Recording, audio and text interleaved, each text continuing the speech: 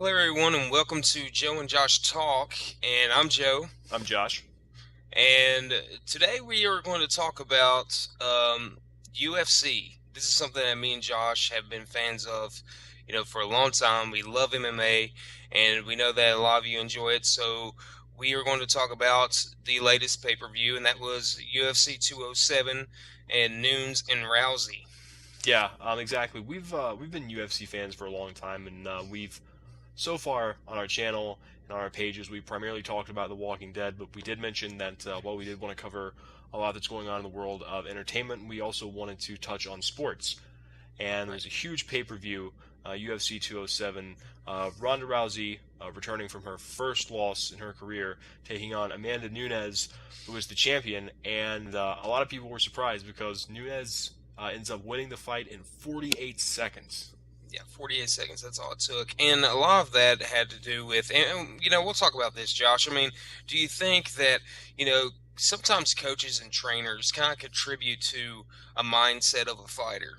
Yeah, And, we've talked about it. And of course, a lot of this is going around the MMA community that, Rousey's trainer or coach kind of made her out to be like she was this great striker.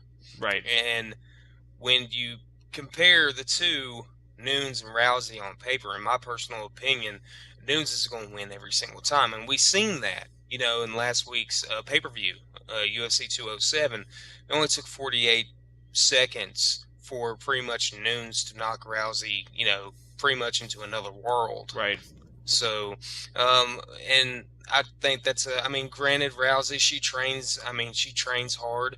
She's very passionate about what she does, but there comes a point in time, this being her second loss in a row, um, the talent is obviously better Right. nowadays. And a lot of people were saying, is this the last fight for Rousey? Yeah, that's a really good question, and um, I think it is. Amanda Nunes was asked at the post-fight press conference what she thought about that, and she did agree that she thought it was Ronda's last fight, and she touched on the whole coaching issue too, and that is something unfortunately that can happen. Right. Because when fighters have become hugely popular the way Ronda was, it's understandable that coaches and trainers see that as money, Yep. and unfortunately, in those situations, you don't always get the type of focused training you need to go out and perform your best. Like we said, the thing we saw in the Nunes fight was the same thing we saw in the Holly Holm fight. It was her getting outstruck by a very crisp striker. And when we look back at how devastating Ronda was when she was on her winning streak, she did some striking, but her main strength was her judo. The way she could just armbar people, just throw people around. Um, with no problems. And she seemed like she switched up her game plan a bit, and it did not work out. But all in all, I think that even if it was her last fight, I think she does leave behind an amazing legacy in women's MMA. One of the will go down in history as one of the true pioneers of women's MMA and building awareness about it, getting people interested. And even if she isn't this once in a lifetime athlete, she's certainly a pioneer. Yeah, most definitely, most definitely. And before the pay per view actually happened, pre-fight, Rousey, she didn't take any interviews. She made no comments about the fight. I mean, she was just totally like in the zone, and she put a lot of time and dedication into this fight. Unfortunately, it didn't work out the way that she wanted it to.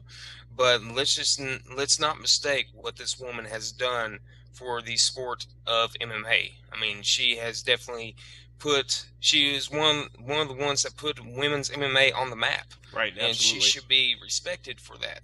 But when your time has come to kind of hang up the gloves, I think Rousey understands that, and I think she'll make the right decision for her and the sport.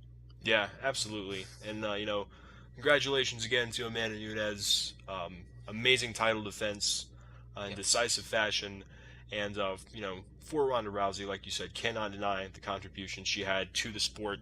Had a great career, great title run. Absolutely nothing left to prove in MMA, and probably still, even though she has a couple losses on her record, still has the star power to go out and do tons of stuff and have a really great and productive life. So hats off to both competitors, and we hope you guys have enjoyed this little bit of MMA coverage that we've done today. We plan on doing more videos of this style in the future, and that could be anything from fight analysis after a card has happened, or we might even do some prediction videos and get other people involved and see if our predictions match up with theirs. Yeah, most definitely, and hopefully next time I can get the name of the fighter right. Because I've been calling her Nunes this whole entire time. They call her both on air. It's like when Kane was first on, they were calling him like Cayenne or something in one of his fights, and it was Goldberg and Roman both. And that's another thing we wanted to mention. That card was apparently Mike Goldberg's last card ever, and they didn't really even give him a send off. Yeah, which I think is really kind of cheap, in my personal opinion, because Yeah, this man has been the announcer for UFC since I started watching UFC. yeah. You know, I don't know if it has anything to do with like the new owners. Like I have no evidence in either direction of that, but without assuming anything, whoever was in charge of organizing that event and whatnot, someone within the organization you think should have said, hey, this guy has been with us back since the Spike TV days when, instead of being on, Fox Sports following the NBA, it was on Spike TV following A Thousand Ways to Die. right? So, How convenient for that to come on after that show. But yeah, man. I mean, this guy didn't even get a tweet. I don't think. But it's really sad. But we'll go ahead and give him kudos for doing what he did. He was a very great announcer, and I enjoyed his commentary very much. absolutely. So, but this is going to do it for Joe and Josh Talk. Hopefully, you guys have enjoyed this, and we'll catch you next time.